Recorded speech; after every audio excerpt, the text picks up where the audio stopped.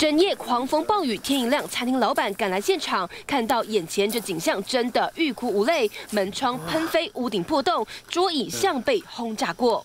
因为真的这次面风向太大了，真的太大了。这次的强这个这边大概是2级。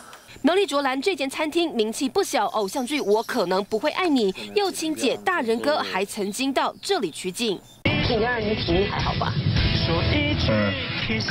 大片草皮欧式风格，人气旺，还是不少结婚新人指定拍婚纱的地点。没想到苏迪勒一夜之间横扫，苗栗吹起12级强风，加上原本的玻璃墙面恰巧就在迎风面灌进餐厅里，不止玻璃全碎，连主体钢构也出现倾斜。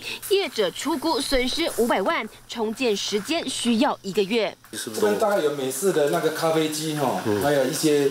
制造的那个制冰机那些整个都毁掉了哈，我不知道这次台风怎么那么强了啊！对啊，同样损失惨重的还有这间台中连锁鞋店，里头上千上万双新鞋几乎泡水，铁皮屋顶不敌强风，硬生生塌陷，门口招牌也摇摇欲坠，员工忙着打包搬货。